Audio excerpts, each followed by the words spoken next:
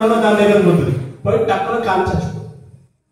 ఇప్పుడు మనం కూడా అంతే, మనలో ఉన్నటువంటి ఈశ్వరుని మనం గుర్తించగా ఎక్కడో ఉన్నాడు ఇంకెక్కడో ఉన్నాడు అని చెప్పేసి వెతుక్కుంటూ వెతుక్కుంటూ వెతుక్కుంటూ పోతున్నాం, మనం గుర్తించట్లేదు. వేదం ఏం చెప్పిందయ్యా? దేహో దేవాలయ ప్రోక్తో జీవో దేవ సనాతన. దేహమే దేవాలయం, జీవుడే దేవుడు. మరి ఎట్లయితే పూజలు ఎందుకు, హనుమంతుడి విగ్రహం ఎందుకు, పూజలు ఎందుకు? ఇదంతా ఉత్తుతుంది. ఇన్ని లక్షల చందాలు తీసుకుంటూ ఇన్ని లక్షలు కోట్లు ఖర్చు పెట్టుకుంటూ అంటే ఈ దేహమే దేవాలయము, సర్వాంతర్యామి భగవంతుడని గుర్తించే వరకు దేవాలయం కావాల్సిందే మనకు. ఇది సగుణోపాసన, అది నిర్గుణోపాసన. కనిపించని దేవుడికి మనం లోపలికి పెట్టి చేయబెట్టి తీసి ఆ శివం అనేటువంటి దాన్ని బయటకు తీసి అభిషేకం చేసి బొట్టు పెట్టి చేయలేం కదా. అందుకని మన హృదయ కమలంలో ఉన్నటువంటి భగవంతుణ్ణి తీసుకొచ్చి ఆ శంకరుని రూపంలో, ఆ దీపం రూపంలో, ఆ హనుమంతుడి రూపంలో, ఆ రాముడి రూపంలో, ఆ కలశం రూపంలో, ఆ ఖర్జూర పండు రూపంలో ఆవాహయామి అంటున్నామా లేదా? ఎక్కడి నుంచి వచ్చినాడు దేవుడు? ఆవాహనమే. అంతటా ఆయనే ఉన్నాడు, సర్వాంతర్యామి, అంతటా ఉన్నాడు. ఎక్కడున్నాడు? ఇంకెక్కడి నుంచి తీసుకొచ్చి ఎక్కడికి పెడతావు? నీ హృదయ కమలంలోంచి తీసుకొచ్చి బయట పెట్టాలి. ధ్యానం అంటే అదే. మనం ఏ దేవుడు పూజ చేసినా అక్షంతలు పట్టుకొని ధ్యానం చేసుకోండి, నరసింహస్వామిని లేకపోతే సత్యనారాయణ స్వామిని ధ్యానం చేసుకోండి అంటమా లేదా? సత్యనారాయణ చేస్తే అప్పుడు ఏం చెప్తాం? సశంఖ చక్రం సకిరీట కుండలం సపీత వస్త్రం సరసీరుహేక్షణం సారవక్షస్థల శోభికౌస్తుభం నమామి విష్ణుం శిరసా చతుర్భుజం అంటూ సత్యనారాయణ స్వామిని ధ్యానం చేసుకుంటాం. 4 భుజాలు కలిగినటువంటి వాడా, సుదర్శన చక్రం అనే చక్రాన్ని పట్టుకున్నటువంటి వాడా, పాంచజన్యం అనే శంఖాన్ని పట్టుకున్నటువంటి వాడా, కౌముది అనేటువంటి గదను పట్టుకున్నటువంటి వాడా, కౌస్తుభం అనేటువంటి మణిని పట్టుకున్నటువంటి వాడా, నందకం అనే ఖడ్గాన్ని పట్టుకున్నటువంటి వాడా, నీ హృదయంలో లక్ష్మీదేవిని కూర్చుండబెట్టుకున్నవో నారాయణమూర్తి ధ్యాయామి. అలా ధ్యానం చేసినటువంటి భగవంతుడిని మనం పెట్టుకున్న విగ్రహంలోకి ఆవాహనం చేసుకుంటాం. అలా ఆవాహనం చేసుకొని మనం పూజా విధానం అంతా జరుపుకుంటాం. ఇదంతా పూజ ఎప్పుడు చేయాలి? ఎప్పుడు చేయాలంటే పూజ ఎప్పుడు చేయాలి? అయ్యగారు వచ్చినప్పుడు చేయాలి, అంతే కదా? అయ్యగారు వచ్చినప్పుడు చేయాలి, లేదా మనకు తీరుకున్నప్పుడు చేయాలి. మనం పనులన్నీ తీసుకొని వచ్చిన తర్వాత చేసుకోవాలి. ఇప్పుడు కాదు. ప్రాతకాలంలో అత్యంత విశిష్టమైనటువంటిది, ఆ విశ్వంలోంచి శక్తి భూమికి అందుకునేటువంటిది బ్రాహ్మీ ముహూర్తము. బ్రాహ్మీ ముహూర్తంలో నిద్ర లేవాలి, సూర్యోదయ పూర్వం స్నానం చేయాలి. మన కాలకృత్యాలన్నీ తీర్చుకొని స్నానం చేసి ప్రత్యక్షంగా కనిపిస్తున్నటువంటి ఆ సూర్యనారాయణ మూర్తికి తిలకము ధరించి స్నానము చేసి ప్రత్యక్షంగా కనిపిస్తున్న భగవంతుడికి ఒక్క నమస్కారం చేస్తే చాలు. నమస్కార ప్రియో భాస్కర. సూర్యుడికి నమస్కారం చేస్తే ప్రసన్నుడైపోయాడు, పోతాడు. మనకు ఆయురారోగ్య ఐశ్వర్యాన్ని ప్రసాదిస్తాడు. కళ్ళ ముందు ప్రత్యక్షంగా కనిపిస్తున్నాడు ఆ సూర్యనారాయణమూర్తి. ఆ సూర్యనారాయణమూర్తి వచ్చేసరికి మనం సిద్ధంగా ఉండాలి. అంటే బ్రాహ్మీ ముహూర్తం ఎప్పుడయ్యా? మబ్బుల 3:30 నుంచి 5:30 గుడ్డి లెక్క పెట్టుకోవాలండి. ఆ గడియలో లెక్క అంటే మనకు అనవసరం. అయ్యగారు పంచాంగాలు సిద్ధాంతం చూసుకుంటారు. సూర్యోదయానికంటే ముందు, సూర్యోదయం సుమారు 6 గంటలకు అనుకుంటే అంతకు ఒక గడియ ముందు బ్రాహ్మీ ముహూర్తం అయిపోతుంది. అంటే ఒక గడియ అంటే 24 నిమిషాలు. అంటే 6 గంటలకు 24 నిమిషాలు తక్కువ చేసుకుంటే 5:40, 5:30 అట్లా వస్తుంది. అప్పటి వరకు బ్రాహ్మీ ముహూర్తం ఉంటుంది. మనకు రోజులో బ్రాహ్మీ ముహూర్తం ఎన్ని గంటలు అని చెప్పుకుంటున్నాము? సుమారు 2 చెప్పండి. భగవంతుని ముందు గట్టిగా చెప్పండి. 2 గంటలు. 2 గంటలు గట్టిగా చెప్పండి. ఎన్ని గంటల బ్రాహ్మీ ముహూర్తం? 2 గంటలు. 2 గంటల బ్రాహ్మీ ముహూర్తం. ఇప్పుడు మనకు రోజుకి ఎన్ని గంటలు? 24 గంటలు. 24 గంటలు. అత్యంత విశేషమైన సమయం ఏంది? 2 గంటలు. 2 గంటల సమయం. ఇప్పుడు ఈ మనకు ఉగాది నుంచి ఉగాది వరకు ఒక సంవత్సరం అంటున్నామా లేదా? ఉగాది అప్పుడు మనకు వసంత ఋతువు వస్తుంది. వసంతకాలం, రామనవరాత్రులు ప్రారంభమవుతాయి. అప్పుడు ప్రకృతిలో మార్పులు వస్తున్నాయి. జనవరి 1 కాదు, 31 నైట్ కాదు, ఎంజాయ్ చేస్తున్నది కాదు.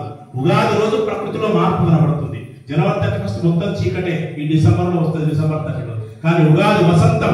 ఉగాది రోజు చూడండి మీరు, కనీసం 5:30 వరకే సూర్యోదయం అయితేనే ఉంటుంది. వసంత ఋతువు వచ్చేస్తుంటుంది, ఎండాకాలం వస్తుంటుంది. ఆ ఉగాది నుంచి మళ్ళా ఉగాది వరకు ఎన్ని రోజులండి?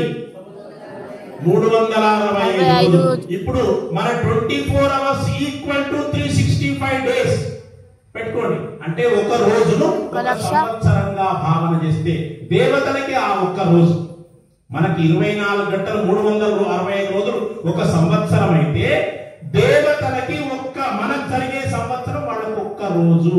ఆ ఒక్క రోజులో 2 గంటల సమయం బ్రాహ్మీ ముహూర్త సమయం, ఆశ్వీజ కార్తీక మాసాలు శరదృతువు. అంటే ఆశ్వీజ మాసం మనం బ్రాహ్మీ ముహూర్తంలో ఏం చేస్తున్నాం? నిద్ర వేస్తున్నాము, స్నానం చేస్తున్నాము, దేవుడి దగ్గర పోతున్నాము, దీపం ముట్టిస్తున్నాము. మరి భగవంతుడికి బ్రాహ్మీ ముహూర్తం ఏదయ్యా? ఆశ్వీజ మాసం, కార్తీక మాసం 2 గంటలు, 2 మాసాలు అయితే శరత్కాలము. అమ్మవారికి అయ్యవారికి ప్రీతికరమైనటువంటి ఈ శరత్కాలాన్ని భగవంతుడికి బ్రాహ్మీ ముహూర్తం కాబట్టి మనం మప్పుల్లో మాసంలో కార్తీక స్నానం, కార్తీక దీపం, కార్తీక జ్యోతి అని పెట్టే కారణం ప్రకృతిలో ఇందాక శ్లోకం చెప్పించాం. కీటాః పతంగాః మశకాశ్చ వృక్షాః జలే స్థలే ఏ నివసంతి విప్రాః. అంటే క్రిమి కీటకాలు, పతంగాలు, వృక్షాలు, చెట్లు అన్నిటికీ. అంతేకాకుండా లోకాలలో పితృదేవత ఉంటారు కదా, వాళ్ళందరికీ మనం ఇంటి గుమ్మం మీద పెట్టే దీపావళి, వడి అంటే వరుస, దీపాల వరుస ఏదైతే పెడతామో ఈ క్రిమి కీటకాలతో పాటు మనం అంటే ఇప్పుడు చలికాలంలో కార్తీక మాసం రాగానే సర్ది అవుతుంది. సర్ది కాగానే జండు బామ్, జిందా తిలస్మాతు, కాల్పాలు, రోసిల్. పక్షులు ఏం వేసుకుంటాయి? వాటికి ఏ డాక్టర్ వస్తాడు? సాదేవ్ డాక్టర్ వస్తాడా? ఇంకో రవి డాక్టర్ వస్తాడా? ఇంకో డాక్టర్ వస్తాడా? ఎవరు వస్తారండి? అందుకనే వాటన్నిటికీ వేడిని పంపించడానికి, ఆ పితృదేవతలకు మార్గం తెలియడం కోసం మనం పెట్టే కార్తీక దీపం వాళ్ళకి వెళ్ళి వాళ్ళకి కనిపిస్తే వాళ్ళు మనం మీద నుంచి ఆశీర్వదిస్తారు. బిడ్డ చల్లగుండు, నిండు నూరేళ్లు, అఖండ ఆయురారోగ్య ఐశ్వర్యాలతో తులతు అని చెప్పేసి ఈ పక్షులు, జలచరాది రాసులు, వృక్షాలు, పితృదేవతలు, ఆ మహాదేవుడు కూడా మనల్ని ఆశీర్వదిస్తాడని చెప్పేసి ఈ కార్తీక మాసంలో కార్తీక స్నానానికి అంతటి విశిష్టత, కార్తీక దీపానికి అంతటి విశిష్టత. ఇప్పుడు గుర్తుపెట్టున్నారు. మళ్ళా వచ్చే సంవత్సరం ప్రశ్న, ఎగ్జామ్ పాస్ అవుతారా లేదా చూద్దాం. అప్పుడు భగవంతుడే బోలా శంకర భగవానికి జై. ఇక జ్వాలా తోరణం. జ్వాల అంటే ఏమిటి? అగ్ని. అగ్ని. తోరణం అంటే దుమ్మాన్ని. మనం మామిడి తోరణం కట్టండి, జ్వాలా తోరణం కట్టండి. ఎందుకు కడతారండి? అంత కాలుతుంటే ఎందుకు విరగాలి? ఏ మానవుడైతే జ్వాలా తోరణం నుంచి మానవుడు శతమానం భవతి. శత అంటే 100, మానం అంటే 20. 120 సంవత్సరాల సంపూర్ణ ఆయుష్ మానవుడికి.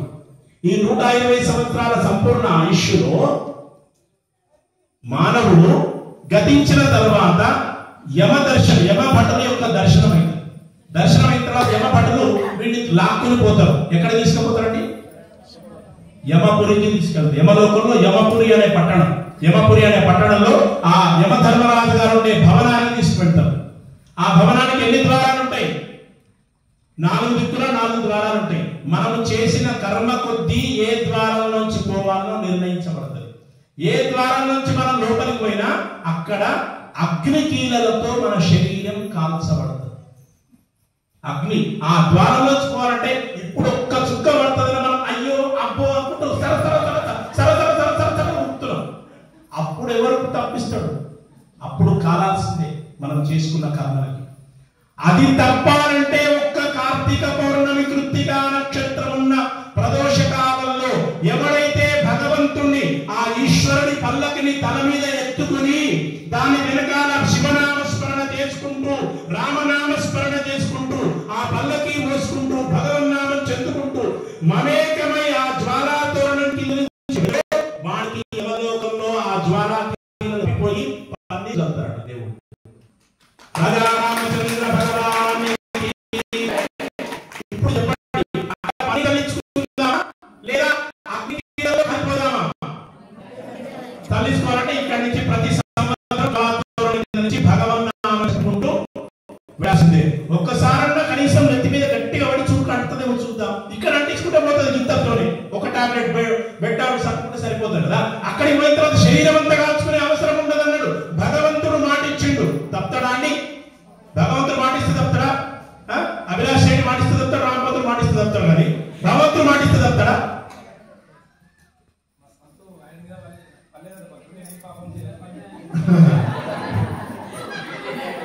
అందుకని చాలా మన సనాతన వైదిక ధర్మంలో ప్రతి అంశం కూడా ఒక సైన్స్, ఒక కారణంతో కూడుకున్నటువంటిది.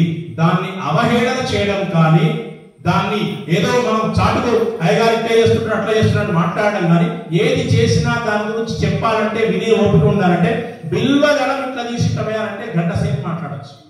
ఒక్క గంట సేపు బిల్వదళం గురించి చెప్పుకోవచ్చండి, కానీ వినే ఓపిక ఉండాలి. అందుకని దయచేసి వినే ఓపిక లేకుండా చేసే వాళ్ళని చూసి నమస్కరించండి లేదా సహకారం చేయండి. అంతేగాని ఆయన ఏంటి బిల్వదళం వేస్తున్నాడు, నేనే వేయలేనా, నా ఇంట కూడా పెద్ద బిల్వ చెట్టు ఉన్నది, ఏం లాభం, ఏం లాభం కదా. పాలయ్యని బర్రటే శాస్త్రం చెప్పినట్టు అని చెప్పి అట్లా కాదు. దానికి బిల్వ చెట్టు ఉందా, సాక్షాత్తు ఈశ్వరుడు ఇంట్లో ఉన్నట్టే. రోజు ఒక్క దీపం పెట్టు, ఆ ఈశ్వరుడు కింద దీపం పెట్టినట్టే.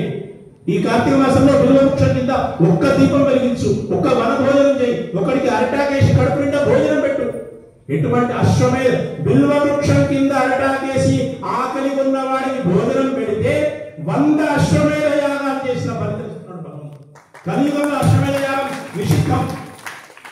కృతత్రేత ద్వాపర యుగాల్లో అశ్వమేధ యాగాలు, పౌండరీక యాగాలు, యజ్ఞయాగాలు ఉన్నాయి. ఈ కలియుగంలో కొన్ని యాగాలు నిషిద్ధం, చేయకూడదు. ఎందుకంటే ఆ మంత్రం లేదు, ఆ తంత్రం లేదు, ఆ వస్తువులు లేవు, ఆ ఓపికలు లేవు కాబట్టి చేయకూడదు అని చెప్పించారు. మరి ఎట్లొస్తుంది ఆ ఫలితం చేయకపోతే అని అడిగింది దేవతలు. అప్పుడే విష్ణుమూర్తిని అడిగితే పెట్టరా నాయన, భక్తిగా దర్శనం బిల్వ వృక్షస్య స్పర్శనం పాపనాశనం అఘోర పాప సంహారం ఏకబిల్వం శివార్పణం.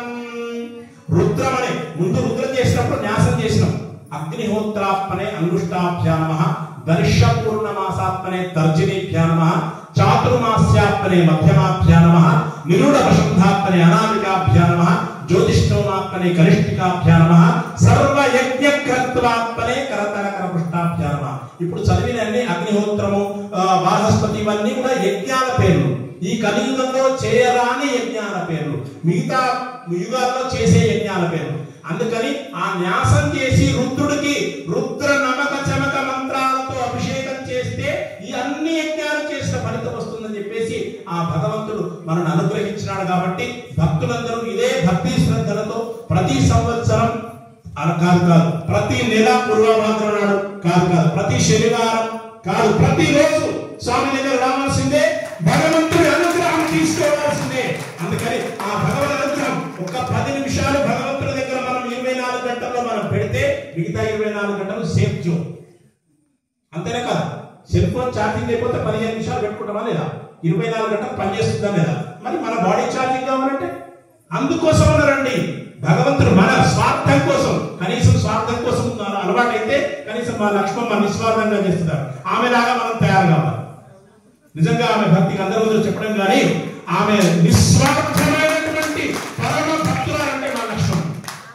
ఆమె గురించి మా నాన్నగారు చెప్తుంటే వింటుంటాను, కళ్ళారా ఎన్నోసార్లు చూస్తున్నాను. కానీ ఎటువంటి పరాభక్తి, ఏది కోరదండి. భక్తుడికి ఏది అవసరం, ఏమవసరం ఉందండి. కుచేరుడు ఆ శ్రీకృష్ణ పరమాత్మ దగ్గర పోతే కుచేరుడు ముక్కిపోయిన అట్టును తీసుకుపోయి ఆయనకు ఎట్లా ఇచ్చేదని దాచుకొని పెడితే కృష్ణుడు గుర్తుపట్టాడు. కుచేరా నా కోసం ఏదో తెచ్చినా దాచిపెడుతున్నావు అని చెప్పేసి. ఆ ముక్కిపోయిన అట్టును మహారాజు నీకెక్కడ ఇవ్వాలి స్వామి అంటే లేదని చెప్పేసి రుక్మిణీదేవి బంగారు పళ్ళెం పెడితే ఆ జగజ్జారుడైనటువంటి శ్రీకృష్ణ పరమాత్మ ఆ కుచేరుణ్ణి తన పాన్పు మీద కూర్చోబెట్టి బంగారు పళ్ళెంలో కుచేరుని యొక్క పాదాలు కలిగిండు. భక్తులకు వశమైతాడు పరమేశ్వరుడు. అలాంటి భక్తి మనకు కావాలి. అంత భక్తి మనకు లక్ష్మమ్మకు ఉన్నటువంటి భక్తి మనకు రాకపోవచ్చు. సాధన సాధ్యతే సర్వం. మన మాధవానంద స్వామి వారు, కృష్ణానంద స్వామి వారు చెప్తారు, సాధనమున్న పనులు సమకూరు ధనులు. కనీసం ముందు మన కోరికతోనైనా సరే, స్వామి నా కొడుకు పెళ్లి కావాలి, అట్లయినా సరే గుడికి రా, లేదా నా కొడుకు సంతానం కావాలి, లేదు తొందరగా వాడు చేసేది కొనాలి, లేదా కారు కొనాలి, అర్జెంటుగా హైటెక్ సిటీలో ఉద్యోగం కావాలి, కోరికలతోనైనా రా. కొద్ది రోజుల సరికి అయ్యేసరికి ఆ కోరికలు అనేటువంటిది మాయమైపోతుంది.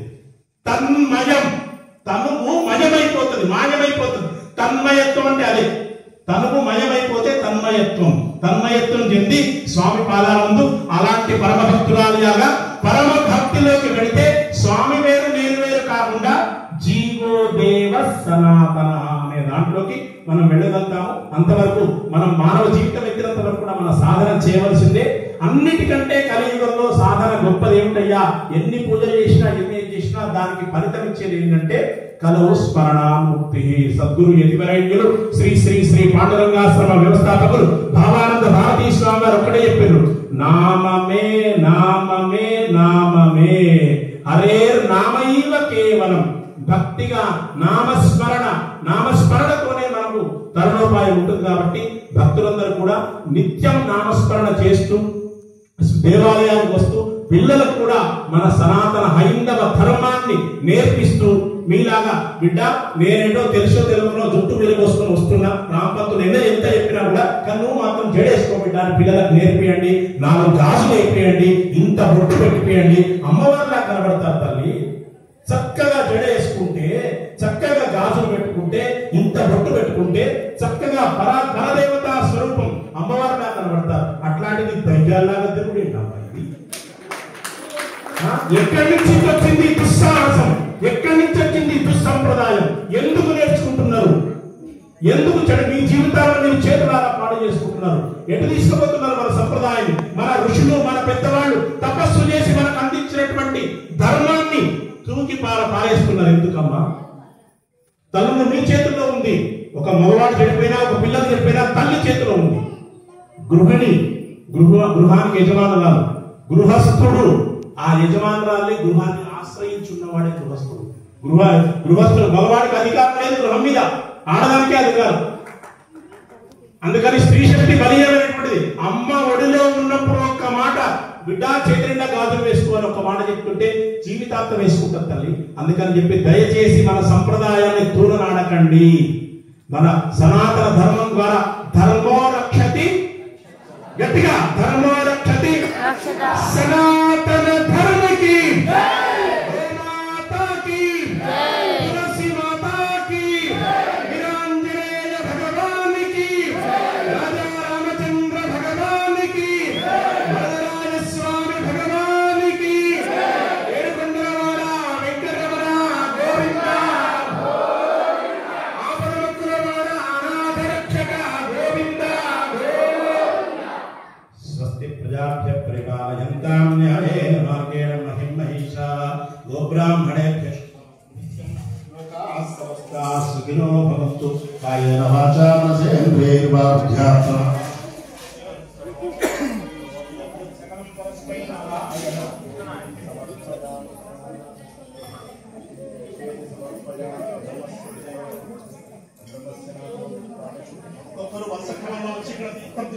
మహాప్రసాదం సిద్ధంగా ఉన్నది. మహాప్రసాదం